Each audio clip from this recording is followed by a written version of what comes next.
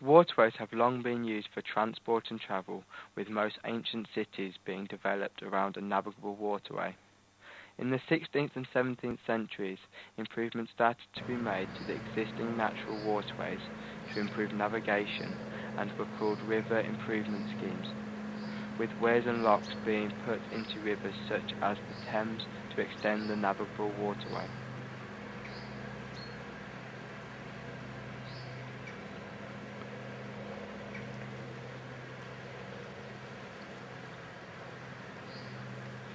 Pure canals, which were man-made waterways dug to connect places rather than where a river just happened to run, expanded rapidly in the 19th and 18th century. This became known as the Golden Age of canals. In the Industrial Revolution, canals were vastly superior to what existed before, which was horse-drawn carts moving along poorly, made up of roads. These new canals very soon proved themselves in moving the heavy materials that were essential to the Industrial Revolution. One horse could move a canal barge with 30 tons of coal, which was more than 10 times what was possible before. After the canal was in place to Manchester, the price of coal dropped by more than 2/3. The Bridgewater Canal, which was the first one into Manchester, made a huge profit, covering the costs of its build within just a few years. From this development, the rapidly expanding canal network, with the early investors making huge profits. During this golden age, the canal system expanded rapidly to approaching nearly 4,000 miles. A Grand Cross was created connecting the major river basins of the country and allowing the movement of coal and industrial materials from the north down to London. The railways brought this golden age to an end with a decline in usage through to the Second World War, and then an almost complete collapse until the arrival of the leisure industry. The canal through Crick is part of the Grand Union Leicester Line, which was an important development connecting the coalfields of Nottingham and South Yorkshire through to London. The ridge just south of Crick was a major obstacle for this canal. Locks are the main way in which canals overcome the problem of going uphill, but they do slow the boats down and require the use of much water, which can be a problem in the summer months. A tunnel was proposed for Crick and started in 1815. This was dug by a gang of navvies who were travelling labourers paid on a daily rate. A series of shafts were dug along a route of the canal and tunnelling went on in both directions. The final length of the tunnel was 1,518 yards. The tunnel was built just wide enough to allow 2 boats, but there were no towpaths for the horse. The boats had to be legged through the tunnel by people lying down on the boats and pushing the boat along using their legs. An experienced 2-man team could get a full canal boat through the tunnel in 47 minutes. The canals only had a very short period of prominence in the transport system. Soon the railways were being built, and with the massive increase in speed they could offer, they started to take over.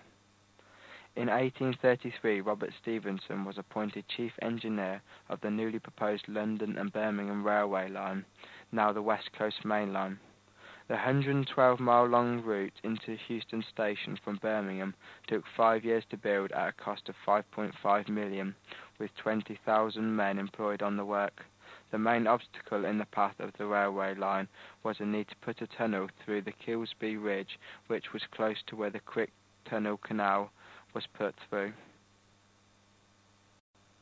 They started by constructing 2 60-feet diameter shafts and digging in both directions from the shafts. A painter, John Cockburn, was commissioned to record this work, and his picture now hangs in the National Railway Museum. 1,250 men called navvies moved in locally to do this hard manual work. It must have been chaos in the local villages. They soon ran into trouble when there was a massive inrush of water that killed 29 people. Work was stopped and almost abandoned. Robert Stephenson then devised a massive pumping scheme using steam engines which ran for 8 months to pump out the water which was coming in from a waterlogged strata of quicksand. The building of the tunnel was delayed, eventually being finished 2 years after it was started, with a massive cost overrunning the original estimate of £99,000. The final cost was £300,000.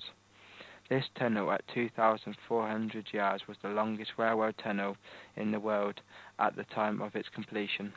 Crick did have a station, but unfortunately it was shut in 1960 by Beecham. Crick is lucky to have a very fine medieval church of St. Margaret of Antioch built in 1077. The church was mentioned in a Domesday book before that date, which was thought to be a Saxon church dating from 700 AD. And the church possesses a fine early church organ which has recently been restored with funds from the National Lottery. This is a picture of Well Hill from 1906. The old workhouse was here, but has since been demolished. The existing large building was the steam room for the laundry, also located here. The house with the large picture-framed window is the old co-op, but has now been moved across the street. This is West Haddon Road, showing the old garage which has now gone. This is an old picture of the Wheatsheaf pub. It has hardly changed at all. The house on the corner is the policeman's house, and next to it is the Royal Oak pub, which has changed a bit to bring it to modern day standards.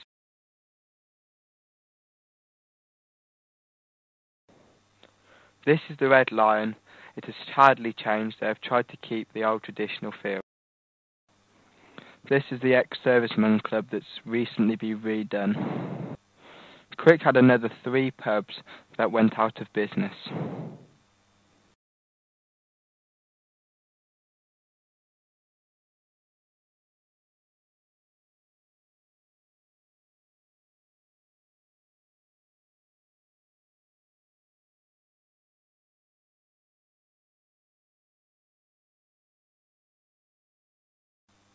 Crick is normally a quite private marina used by people mooring their canal boats for the long term. It is best known, however, as the host for the annual Crick Boat Show, which is the largest and most well-known inland boat show in the UK. The marina is at the summit of the Grand Union Canal, Leicester Line, and as well as the large marina there is an extensive field area which is overturned to the show at each event. The show moved from Braunston to Crick at short notice in 2000 and is now well established and coming up to its 10th anniversary. The show has been a great success, and last year 25,000 people attended over the 3 days. It takes place each year over the late spring bank holiday at the end of May, and as well as offering exhibitor standards with just about everything for the inland boating world, it provides a family fun day out, food stands with just about every type of food available, evening entertainment, and events through the day. Thank you for watching my tour. I hope you enjoy your time in Crick.